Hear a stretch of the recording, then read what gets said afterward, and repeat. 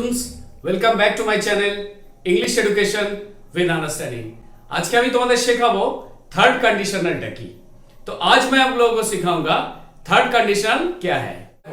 Third conditional if clause plus past perfect মানে ভার্বটা হবে past perfect tense plus এটা হচ্ছে মেইন ক্লজ। মেইন ক্লজ এটা কি হবে? Subject plus would have plus past participle. ভার্বটা হবে পাস্ট পার্টিসিপল মানে V3, এটা V3। থার্ড কন্ডিশনাল আমরা কখন বোঝাই? কোনো রিগ্রেট বা কোনো উইশ, ঠিক আছে, যে এটা করলেই হতো, এটা করতে পারলেই হতো, বুঝে গেল, তখন আমরা থার্ড কন্ডিশনালটা ব্যবহার করি। Number 1 example, if I had left earlier I would not or wouldn't have been late for the exam for which I couldn't complete the paper। আমি যদি একটু তাড়াতাড়ি বাড়ি থেকে বেরোতাম তাহলে আমি হয়তো পরীক্ষায় আমার পৌঁছাতে লেট হতো না, আর যার জন্য আমার কি হয়েছে, পেপারটা আমি কমপ্লিট করতে পারিনি। বুঝে গেল? Number 2, if I had not been going so fast I would have tripped and fallen। আমি যদি খুব তাড়াতাড়ি না মানে যেতাম, মানে তাড়াহুড়ো না করে যেতাম, তাহলে আমার কি হতো না, আমি হোঁচট খেয়ে পড়ে যেতাম না। বুঝে গেল? Number 3, if I had answered all the questions asked in the interview I would have been selected। ইন্টারভিউতে আমাকে যে প্রশ্নগুলো করা হয়েছে আমি যদি সেই সব প্রশ্নের উত্তর দিতে পারতাম তাহলে হয়তো আমাকে সিলেক্ট করে নেওয়া হতো। বুঝে গেল? আমি সিলেক্টেড হতাম।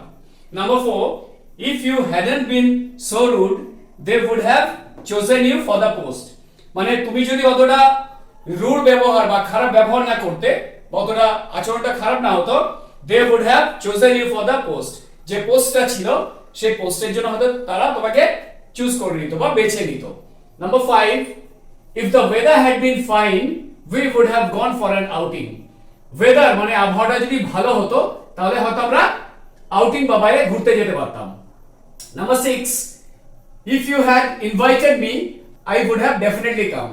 যদি তুমি আমাকে নিমন্ত্রণ করতে তাহলে হয়তো আমি নিশ্চিত করে আসতাম। বুঝে গেল? একদম আসতাম আমি। এবার দেখো would have টাকে আমরা might have বা could have দিয়ে রিপ্লেস করতে পারি। might have টা মানে কি, যেটা প্রবাবিলিটি, এটা সম্ভাবনা, সার্টেনটি মানে নিশ্চিত একটা হতে পারে এটা, আর could have টা পসিবিলিটি আর এবিলিটি মানে এটা পসিবল মানে সম্ভব হতে পারে, বা এবিলিটি মানে এবল মানে সক্ষম হওয়া, তো এটা সেইভাবে হতে পারে। যেমন number 1, if you studied more যদি তুমি আরো একটু বেশি পড়াশোনা করতে you might have passed হয়তো তুমি পাস করতে, মানে might have এখানে কি প্রবাবিলিটি, সম্ভাবনা একটা। Number 2, if you had helped me তুমি যদি আমাকে সাহায্য করতে I could have finished the work on time তাহলে আমি হয়তো কাজটা সময়ে শেষ করতে পারতাম। মানে এখানে বোঝালো কি, এটা এবিলিটি মানে আমার ক্ষমতাটা। বুঝে গেল? तो अभी देखिए थर्ड कंडीशनल ये जो है इफ क्लॉज में if plus past perfect verb V3 होगा, और मेन क्लॉज में subject plus would have plus past participle मतलब V3 होगा। ये हम लोग कब यूज करते हैं? जब हम लोग मतलब सोचते हैं, अनुशोचना करते हैं, विश करते हैं कि अगर ऐसा करता तो ऐसा होता, अगर ऐसा नहीं करता तो ऐसा हो सकता था। जब हम लोग ये सोचते हैं तब हम लोग ये थर्ड कंडीशनल यूज करते हैं। Number 1 example, if I had left earlier I would not or wouldn't have been late for the exam for which I couldn't complete the paper। मैंने घर से देर करके निकला था, एग्जामिनेशन हॉल में देर करके पहुंचा और इसीलिए पेपर कंप्लीट नहीं कर पाया। ठीक है? Number 2, if I hadn't been going so fast I would not have tripped and fall। अगर मैं जल्दी नहीं जाता I would not have tripped and fall तो मैं फिसल के गिर नहीं जाता।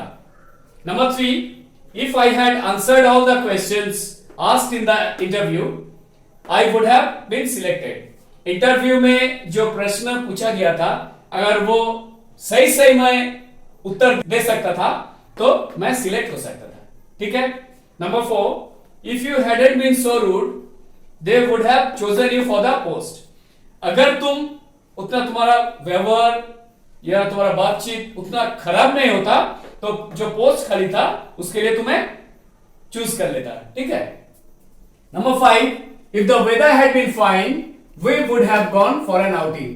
अगर वेदर अच्छा रहता तो हम लोग बाहर घूमने जा सकते थे। Number 6, if you had invited me I would have definitely come. अगर तुम मुझे इन्वाइट करते तो मैं डेफिनेटली तुम्हारे घर जाता था, ठीक है। और ये वुड हैव को हम लोग रिप्लेस करते हैं माइट हैव से या कुड हैव से। माइट हैव का मतलब क्या है? Probability, certainty. और कुड हैव जब लिखेंगे इसमें प्रोबेबिलिटी, एबिलिटी ये समझाएगा, ठीक है। इफ यू स्टडीड मोर, अगर तुम और भी थोड़ा पढ़ाई लिखाई करते, यू माइट हैव पास्ड, तो तुम पास कर सकते थे। तो ये क्या है? Probability. Number 2, if you had help me, अगर तुम मुझे मदद करते, I could have finished the work on time, मैं ये काम वक्त पर खत्म या कंप्लीट कर सकता था, ठीक है। ये क्या है? ये एबिलिटी, ठीक है, क्योंकि मैं खुद नहीं कर पाया, अगर तुम थोड़ा मदद करते तो ये हो सकता था, ঠিক আছে। আশা করি তোমরা ভিডিওটা আজকে ভালোই বুঝতে পেরেছো। আর তোমরা এখনো যারা বন্ধুদের সাথে শেয়ার করোনি এটা শেয়ার করবে যাতে তারা এটা আরো জানতে পারে। আর চ্যানেলটা এখনো যারা সাবস্ক্রাইব করোনি চ্যানেলটাকে সাবস্ক্রাইব করবে যাতে আমার পরের ভিডিওগুলো তোমরা পেতে পারো।